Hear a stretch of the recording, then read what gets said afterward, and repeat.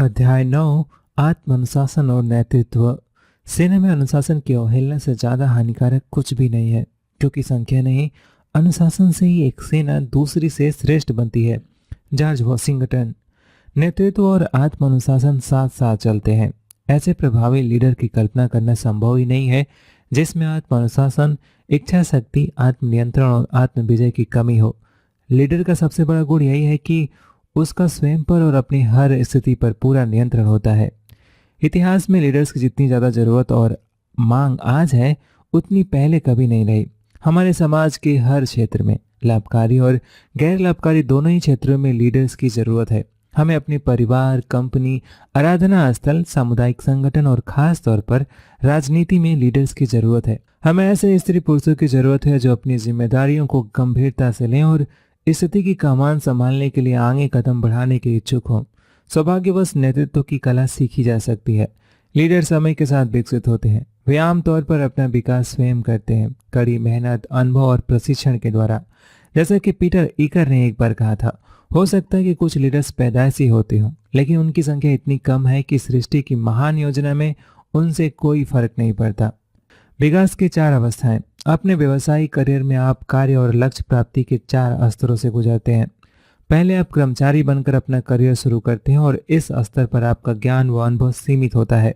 फिर जब आप काम सीखते हैं, विकास करते हैं और परिणाम पाने की अपनी योग्यता को निखारते हैं, तो आप ऊपर वाले पद पर पहुंचकर सुपरवाइजर बन जाते हैं। अब आप पर दूसरे कर्मचारियों के प्रदर्शन और परिणामों की जिम्मेदारी आ जाती है। जब आप सुपरवाइजर के रूप में कर्मचारियों के काम की निगरानी में निपुण हो जाते हैं और दूसरों से काम करवाने की योग्यता को बेहतर बना लेते हैं, तो इसके बाद आप मैनेजर बन जाते हैं, जो विशेष क्षेत्रों में योग्यता प्रदर्शित करने वाले कर्मचारियों को काम सौंपता है। मैनेजर का दृष्टिकोण ज़्यादा व्यापक होता है और इस पद के साथ ज़्यादा जिम्मेदारियां भी आती हैं। जब आप प्रबंधन के ऊपरी पैदाने चढ़ते हैं, ज़्यादा ज्ञान अर्जित करते हैं, अधिक प्रभावी बनते हैं और ज़्यादा तथा अलग अलग लोगों से बेहतर परिणाम प्राप्त करते हैं, तो आप सर्वोच्च स्तर पर पहुंच जाते हैं। आप लीडर बन जाते हैं। इस स्तर पर आपका काम बिल्कुल ही अलग हो जाता है। पहले आप यह तय करते थे कि काम कैसे करना है, लेकिन लीडर बनने के बाद आप पर यह तय करने की जिम्मेदारी आ जाती है कि कौन सा काम करना है। यह कहा गया है कि कुछ लीडर्स बनाए जाते हैं, कुछ पैदा होते हैं और कुछ पर लीडरशिप थोप दी जाती है। लीडर्स उभर कर सामने आते हैं या फिर नेतृत्व योग्यता की आवश्यकता वाली स्थिति से निपटने के लिए उन्हें तरक्की दी जाती है। सरल शब्दों में, लीडर की भूमिका परिणामों की जिम्मेदारी लेना है। लोगों को नेतृत्व के ऊंचे स्तरों पर तरक्की क्यों दी जाती है? इसका बुनियादी कारण यह है कि वे हर स्तर पर यह प्रदर्शित करते हैं कि उनमें अपेक्षित परिणाम पाने की योग्यता है। लीडर के मन में हमेशा यही सवाल रहता है, मुझसे किन परिणामों की आशा की जाती है? इस मामले में स्पष्टता अनिवार्य है। कुछ लोगों को नेतृत्व के ज्यादा ऊंचे पद पर प्रमोशन नहीं दिया जाता है, कई बार तो उन्हें नौकरी से निकाल भी दिया जाता है। इसका मुख्य कारण यह है कि वे परिणाम नहीं दे पाते। वे उनसे अपेक्षित सबसे महत्वपूर्ण काम नहीं कर पाते हैं, न ही वे उनसे अपेक्षित परिणाम दे पाते हैं। लीडर के पास भविष्य दृष्टि होती है। जेम्स मैकफर्सन ने लीडर्स पर 3300 अध्ययन किए हैं। इसके आधार पर वे इस नतीजे पर पहुंचे हैं कि नेतृत्व का पहला गुण है भविष्य दृष्टि। लीडर्स के पास भविष्य दृष्टि होती है। उनमें भविष्य में आगे तक देखने की क्षमता होती है, जिसके आधार पर वे एक स्पष्ट मानसिक चित्र बना सकते हैं कि वे अपने संगठन को कहां ले जाना चाहते हैं। उनमें अपनी भविष्य दृष्टि दूसरों तक पहुंचाने की योग्यता भी होती है और अंततः उनमें उस भविष्य दृष्टि या स्वप्न को साकार करने के लिए दूसरों का समर्पण पाने की क्षमता भी होती है। आप लीडर तब बनते हैं जब आप परिणामों की जिम्मेदारी स्वीकार करते हैं। आप लीडर तब बनते हैं जब आप लीडर की तरह सोचना, काम करना और बात करना शुरू करते हैं।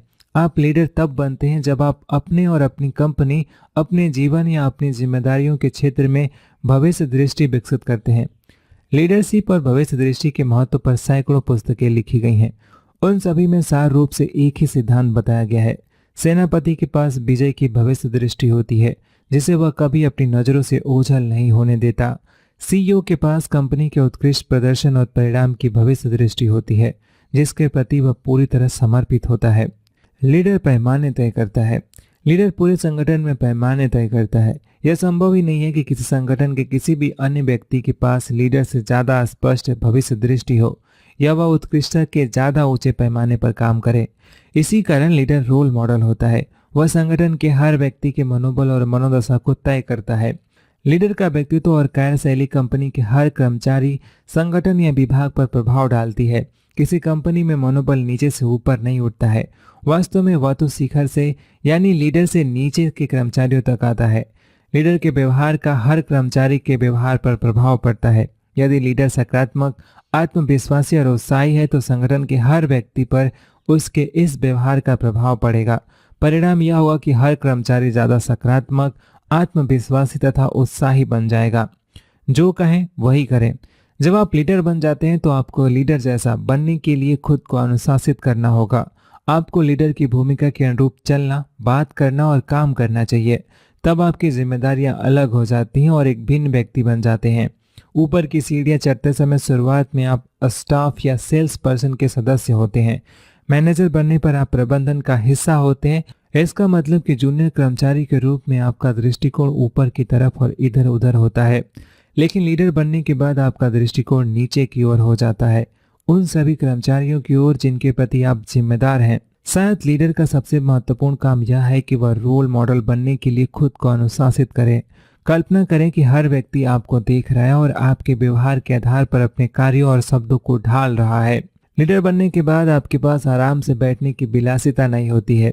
जिस पल आपको लीडर के पद पर तरक्की मिलती है, आप पर अपने शब्दों और व्यवहार को इस तरह अनुशासित और नियंत्रित करने की खास जिम्मेदारी आ जाती है ताकि आप अपने संगठन और कर्मचारियों के लिए सर्वश्रेष्ठ संभव परिणाम प्राप्त करें। पैमाने तय करें। लीडर संगठन के व्यवहार, कार्य की गुणवत्ता, व्यक्तिगत नियोजन, समय प्रबंधन और हुलिये के पैमाने तय करता है।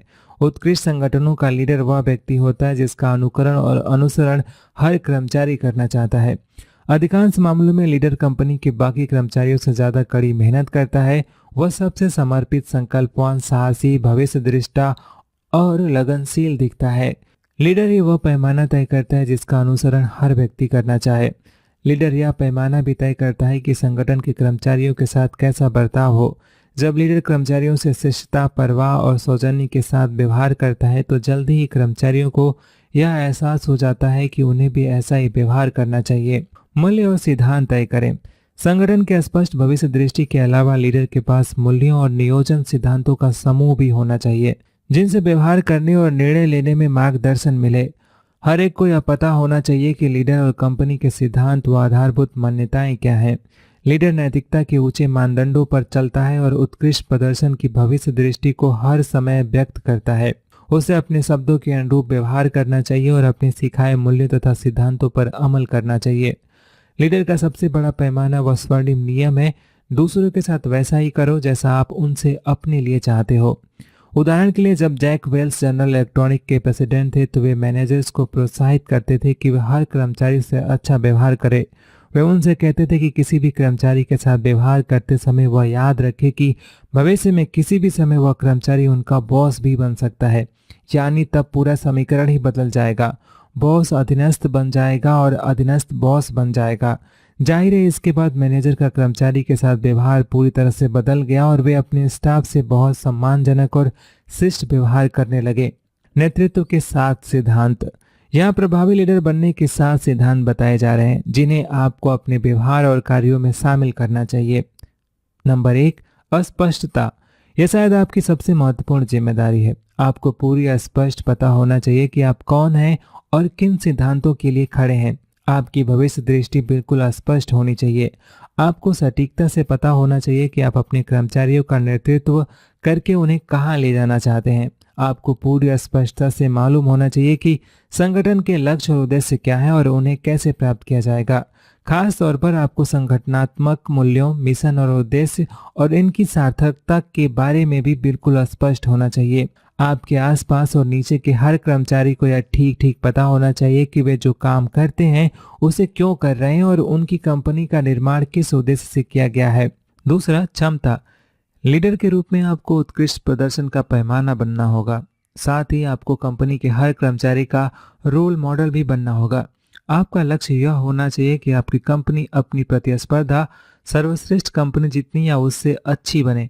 आपको अपनी प्रोडक्ट्स की गुणवत्ता को बेहतर बनाने और अपने ग्राहकों की सेवा करने के बेहतर तरीके खोजने में निरंतर जुटे रहना चाहिए।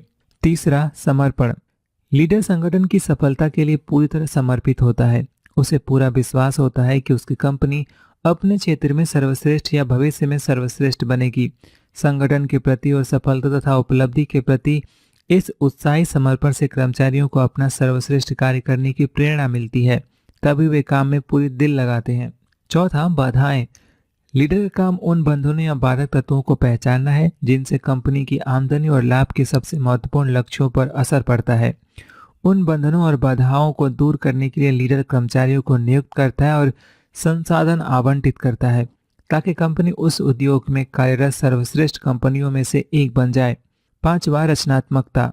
लीडर सही तरीके से और सभी स्रोतों से आने वाले नए विचारों के प्रति खुला होता है और उन्हें ग्रहण करता है। लीडर उत्कृष्ट प्रोडक्ट बनाने, बेहतर सेवाएं देने और ग्राहकों को बेहतर देखभाल करने के ज़्यादा तेज, बेहतर, सस्ते और आसान तरीके खोजने के लिए कर्मचारियों को लगातार प्रोत्साहित करता रहता है। छठा, निरंतर सीखना। लीडर में पढ़ने और ऑडियो टेप सुनने की आदत होती है। एग्जीक्यूटिव्स के रूप में वह अपने व्यक्तिगत ज्ञान और योग्यताओं को बढ़ाने के प्रति समर्पित होता है। अपनी योग्यताओं को बेहतर बनाने के लिए उसे अतिरिक्त सेमिनार और कोर्सेस में भी हिस्सा लेना चाहिए। साथ ही लीडर संगठन के हर कर्मचारी को सीखने और विकास करने के लिए प्रोत्साहित करता है। वह इसे व्यावसायिक जीवन का सामान्य और सहज हिस्सा बना देता है। वह प्रशिक्षण और विकास के लिए समय तथा संसाधन प्रदान करता है। लीडर जानता है कि सर्वश्रेष्ठ कंपनियों के पास सर्वश्रेष्ठ प्रशिक्षित कर्मचारी होते हैं, दूसरे दर्जे की कंपनियों के पास दूसरे दर्जे के प्रशिक्षित कर्मचारी होते हैं और तीसरे दर्जे की कंपनियों के पास सबसे कम प्रशिक्षित कर्मचारी होते हैं और वे कंपनियां दिवालियेपन की कगार पर होती हैं। एक रूपता। लीडर सभी स्थितियों में एक रूप, विश्वसनीय, शांत और एक सा रहता है। वह इसके लिए स्वयं को अनुशासित करता है। व्यवसायिक जीवन के सबसे अच्छे पहलुओं में से यह एक है कि कर्मचारी लीडर को पूरी तरह से एक रूप और विश्वसनीय माने। प्रभावी लीडर हर दिन नहीं बदलता है। लीडर किसी भी नई स्थिति, समस्या या आपातकालीन परिस्थिति के झोंके से नहीं डगमगाता है। इसके विपरीत वह शांत, सकारात्मक और आत्मविश्वासी होता है। खास तौर पर दबाव में। अवश्यम भावी संकट। लीडर के जीवन में सिर्फ एक ही चीज अवश्यम भावी है और वह है संकट। जब आप नेतृत्व के पद पर पहुंचते हैं तो आपके सामने संकट बार बार आते रहते हैं, जो अप्रत्याशित होते हैं, बिना बुलाए चले आते हैं और जिनसे संगठन को गंभीर नुकसान हो सकता है। संकट में ही लीडर अपनी योग्यता प्रदर्शित करता है। संकट के समय ही वह शांत और निष्पक्ष रहकर जानकारी एकत्रित करता है। वह हर स्थिति का सटीक आकलन करता है और नुकसान को न्यूनतम करने के लिए आवश्यक निर्णय लेता है। महान लीडर्स खुद को अनुशासित करके अपने डर और शंकाओं को गोपनीय रखते हैं। वे अपनी चिंताएं अपने स्टाफ को नहीं बताते हैं। वे जानते हैं कि इससे कर्मचारियों में दुविधा उत्पन्न हो सकती है और मनोबल में कमी आ सकती है। इसके बजाय लीडर बहुत से सवाल पूछता है और स्थिति की गहराई से जांच पड़ताल करता है ताकि वह उसे पूरी तरह से समझ ले। बहरहाल वह अपनी भावनाएं गोपनीय रखता है। जहां तक संगठन के कर्मचारियों का सवाल है, उन्हें लीडर हमेशा शांत, सकारात्मक, आरामदेह और पूरे नियंत्रण में दिखाई देता है, चाहे परिस्थितियां कैसी भी हों। आत्मनियंत्रण और नेतृत्व। स्वयं और अपने व्यवहार को अनुशासित करने की आपकी क्षमता और नेतृत्व करने की आपकी योग्यता के बीच सीधा संबंध होता है। जब आप दूसरों के सामने यह साबित कर देते हैं कि आपका स्वयं पर पूर्ण नियंत्रण है, तभी उनमें यह आत्मविश्वास आता है कि वे आपको लीडर बना दें और बनाए रखें। लीडर जानता है कि उसकी बातों को बढ़ा चढ़ाकर बताया जाता है, इसलिए लीडर कर्मचारियों की प्रशंसा करता है और उन्हें प्रोत्साहित करता है, उनके सामने भी और पीठ पीछे भी। वह कोई भी ऐसी नकारात्मक बातें नहीं कहता है जिसकी गलत व्याख्या हो सके। वह किसी को हतोत्साहित करने या चोट पहुंचाने वाली बात नहीं करता है। अगर किसी कर्मचारी के संदर्भ में उसे कोई समस्या आती है तो उसे वह अकेले में बुलाकर बातचीत करता है। नेतृत्व के गुण। लीडर्स हर विस्तृत विवरण की योजना बनाने, तैयारी करने, व्यवस्थित करने और जांच करने के लिए खुद को अनुशासित करते हैं। वे किसी चीज को नजरअंदाज नहीं करते हैं। वे सवाल पूछकर हर स्थिति, समस्या, मुश्किल को पूरी तरह समझ लेते हैं। महान लीडर्स इस तरह कार्य करते हैं जैसे वे ही कंपनी के मालिक हों। उनमें व्यक्तिगत उत्तरदायित्व बहुत अधिक होता है।